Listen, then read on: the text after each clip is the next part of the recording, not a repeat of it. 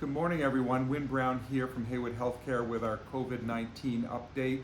Today is Friday, April 3rd, and I'm going to give you a sense of what's going on around the Haywood Healthcare family. First of all, on the testing results, we have tested 630 inpatient and outpatients, 430 negative tests back. You can see those numbers are improving, and that has to do with the better turnaround time. 70 positives in our community for the testing that we've done with a 14% positive rate. Just to let you know how that compares to the state has tested 57,000 patients, 9,000 positive, and so I think about a 14% positive rate for them as well. 154 deaths across the Commonwealth.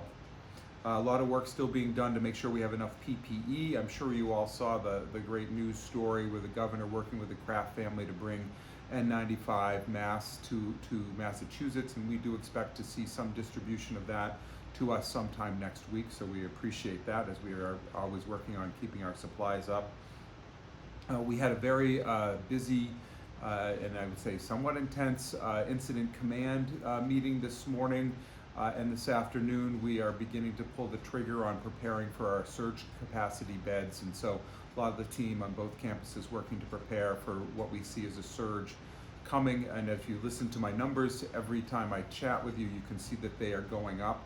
From an inpatient perspective at Haywood, we have 11 patients in-house right now who are patients who are under investigation. We're waiting for their results to come back. And we have 5 patients in-house who are tested positive for the coronavirus. 3 are in our ICU and ventilated on vents, and 2 on our med-surg floor. So I think we're starting to feel the tick up that you hear about the viral load in our community growing as we start ramping up over the course of this next couple of weeks.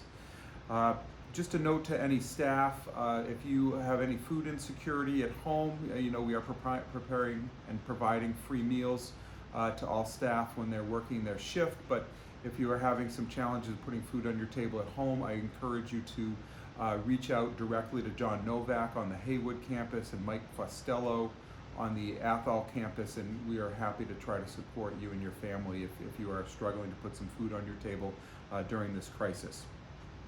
Also, Morgan Bandre from our Behavioral Health Division put out an email to all staff today on how to access counseling support, behavioral health support. There's a lot of anxiety across our organization, especially with our frontline care providers, but with all staff as we tackle this pandemic. And so I encourage you to utilize the resources we have. There's no copay, no one will be turned away to make sure that everybody has the support they need.